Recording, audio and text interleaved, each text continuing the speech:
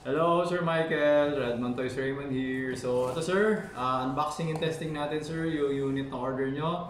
The WE High Kappa 5.1 Type R Airsoft Gas Blowback Pistol. Okay. So, for the pistol, okay, so ayan sir. High capacity. 1911 or 2011 yung design niya kasi ito polymer and ito yung metal. Okay? So, yan.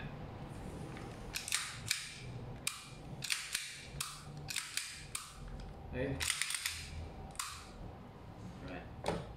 So, magazine. Okay? So, high capacity magazine.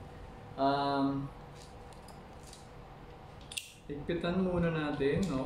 Bago natin testingin.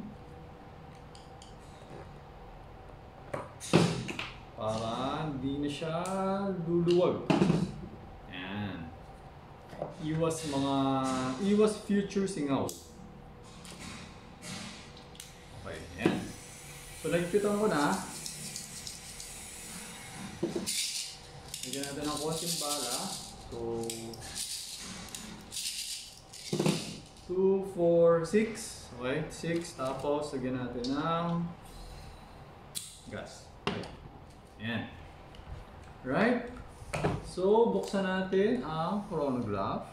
Okay, on.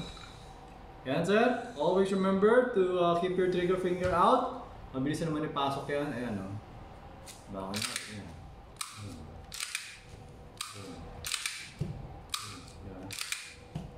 Okay. Always remember to keep your trigger finger out. Make sure that the muzzle is always pointed at the safe direction. Okay, always be mindful where the muzzle is pointed. Okay, so ito na. Pasok natin. Kakasayin na natin. Yun yung BB. Okay, firing. Woo! Solid. 377.3. Taas talaga po yung mga high kappa. 363. 369. 369.2. 364.1. 356.4. Okay? Open chamber, remove the magazine, wala nang bala. Okay, so dito wala tong spring. Yung kaya talagang no choice ka but to push it down. So ako, gagawin ko, I'm not just going to push it down, medyo hawakan ko yung slide para alalayan ko yung pag-forward. Okay? So yan. Hammer down. Okay? So, ayan Sir Michael, okay na tong unit mo. So, ipapako na siya para madala ko na siya sa courier. Okay? Para ma-deliver na siya sa inyo. Okay?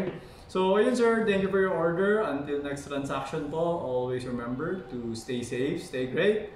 Be good and be thankful always. God bless po sir. Bye-bye.